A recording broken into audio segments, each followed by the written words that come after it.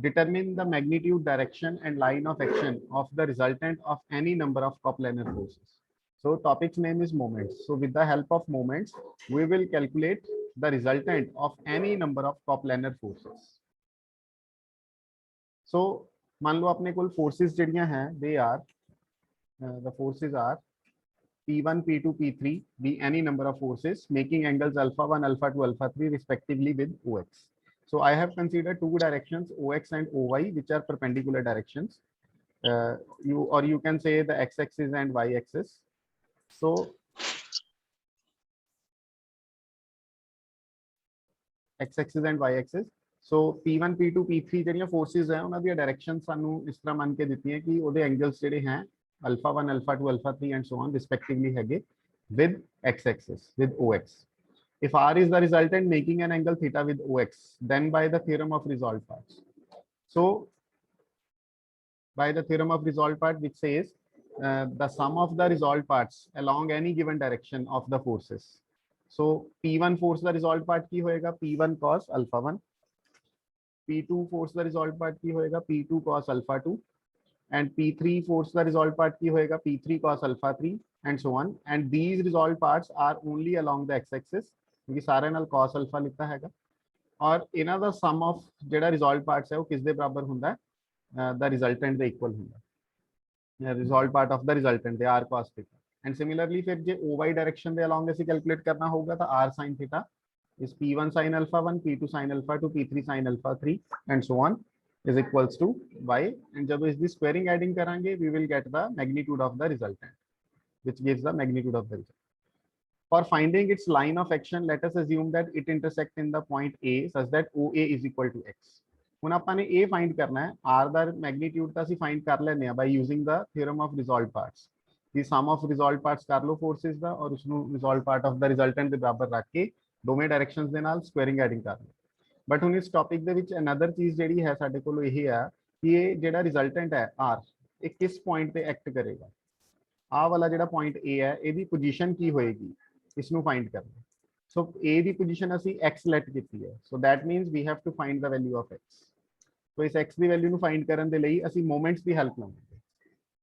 So let us assume that it intersects OX in the point A such that OA equal to x. Therefore, algebraic sum of moments of forces about A is equal to 0. Why we are taking? Because R ਜਿਹੜਾ ਹੈਗਾ ਉਹ A point ਚੋਂ ਪਾਸ ਕਰਦਾ ਹੈ. ਯਾਨੀ forces ਦਾ ਜਿਹੜਾ resultant ਹੈ ਉਹ A point ਚੋਂ ਪਾਸ ਕਰਦਾ ਹੈ. ਤਾਂ R ਦੀ ਜਿਹੜੀ moment ਹੈ the moment of R about A, R ਦੀ ਜਿਹੜੀ moment ਹੈ A ਦੇ about ਉਹ ਕੀ ਹੋ ਜਾਏਗੀ ਫਿਰ 0. moment of R about A will be equal to 0. ਤੇ ਜੇ R ਦੀ moment 0 ਹੈ resultant ਦੀ moment 0 ਹੈ ਇਹਦਾ ਮਤਲਬ sum of moments of all the forces ठीक है is equal about A is equals to 0. This equation will give us the value of x and therefore the position of A. Hence, the resultant will be completely represented by a straight line drawn through the point A in the direction given by theta and taken in magnitude equal to R. So this is the working method to solve the topic, solve the questions based on this topic. Select two straight lines at right angles to each other x-axis. We must take two directions which we are comfortable to take as perpendicular directions. One is x-axis and other is y-axis. Resolve the forces along the axis and find their algebraic sum. फिर ਅਸੀਂ ਕੀ ਕਰਾਂਗੇ forces ਦੇ resolved parts ਪਤਾ ਕਰਾਂਗੇ x axis ਦੇ ਨਾਲ ਵੀ ਤੇ y axis ਦੇ ਨਾਲ ਤੇ ਉਹਨਾਂ ਦੇ sums ਕਰ ਲਵਾਂਗੇ. ਜਿਹੜਾ x axis ਦੇ along sum ਹੋਏਗਾ ਉਹਨੂੰ ਅਸੀਂ x ਕਵਾਂਗੇ ਔਰ ਜਿਹੜਾ y axis ਦੇ along sum ਹੋਏਗਾ ਉਹਨੂੰ ਅਸੀਂ y ਕਵਾਂਗੇ. So if R is the resultant making an angle theta with OX, then R will be, how we can obtain the R? By squaring and adding x and y and then taking the square root. And how we get the direction of R? That means tan theta by dividing them y upon x. Now the main thing is the fourth point. ਇਸ ਦੇ ਵਿੱਚ ਅਸੀਂ ਕੀ ਕਰਨਾ ਹੋਊਗਾ ਜਿਹੜਾ R ਹੈ ਉਹ ਕਿਸ ਪੁਆਇੰਟ ਦੇ ਉੱਪਰ ਐਕਟ ਕਰਦਾ ਹੈ ਉਹ ਦੀ ਪੋਜੀਸ਼ਨ ਪਤਾ ਕਰਨੀ ਹੈ. So take a point on OX at a distance x from A. ਇੱਕ ਅਸੀਂ point A ਲੈ ਲਿਆ ਕਰਨਾ arbitrarily OX ਦੇ ਉੱਪਰ ਜਿਸ ਦਾ distance x ਹੋਏਗਾ. Then we must equate to 0 the algebraic sum of the moments of forces about it and fix x and find x. फिर उसके बाद ਅਸੀਂ x ਨੂੰ find कर लेते हैं. So let us see how we can work out on this.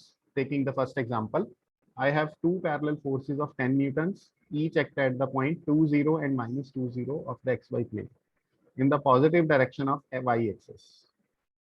So let us see its diagram. I have two forces, each of 10 newtons. So this one and this one. One will be acting on the point 2, 0 and other is acting on the point minus 2, 0. And their direction in the positive direction of y-axis. Their direction is in the direction of y-axis. That's why I have taken them vertically upwards. To this system is added another force of 10 newtons acting at 0.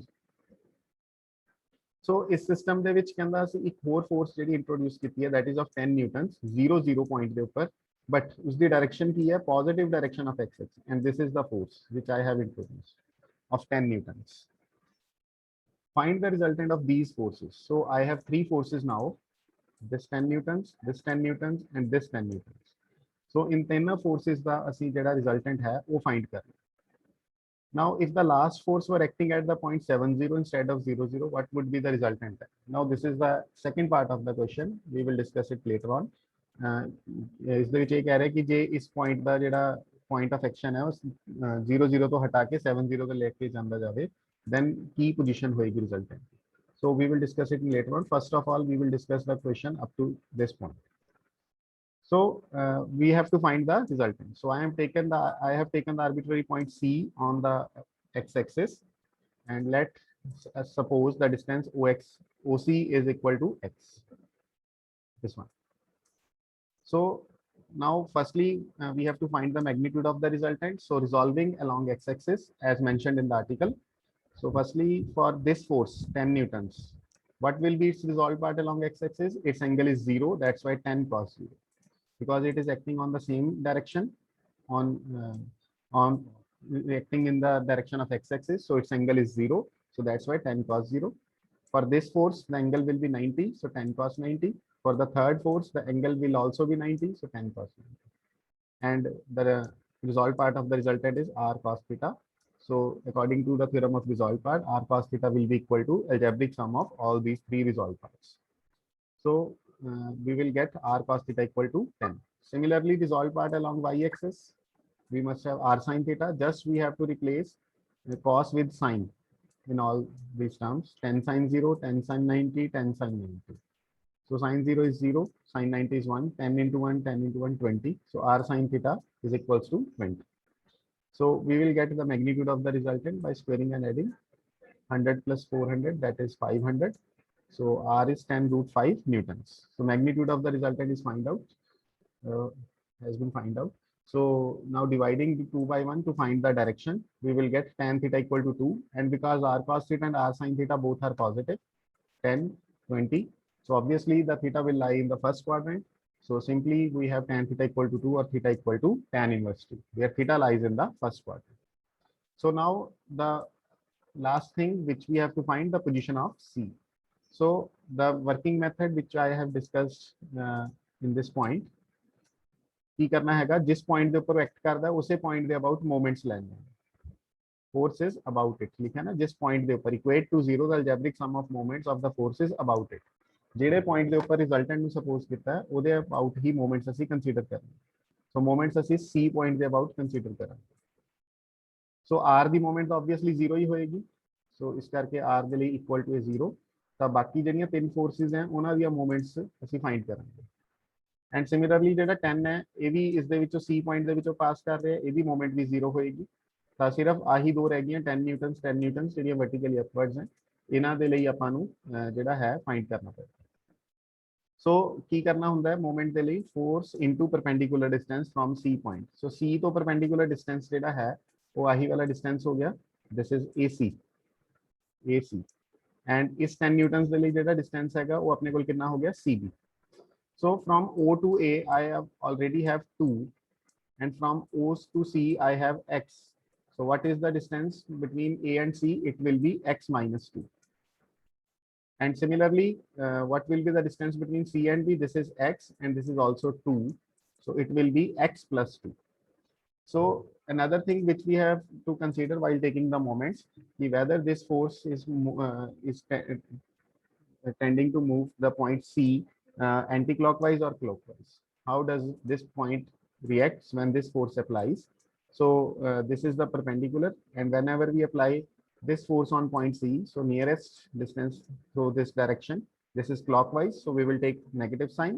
And similarly for this force, this is also clockwise direction, so for both of them we will take the negative sign. So 10 into x plus 2, this is for the force acting at the point B, and 10 into x minus 2, this is for the force acting at the point A. For this one, x minus 2, and for this one, x plus 2. And both are taking negative because they are rotating the body in clockwise sense. So from this equation, we will find the value of x. So resultant is force of magnitude 10 root 5, making an angle of tan inverse 2 with x-axis and passing through the origin, because I have find out that x is equal to 0. So that means the distance OC is 0. If this distance is 0, that means this C point coincides with O. So the resultant x at origin. And now the second part of the question, if instead of 0, 0, force x at 7, 0, the resultant is same as point of application of force can be shifted from 0, 0 to 7, 0.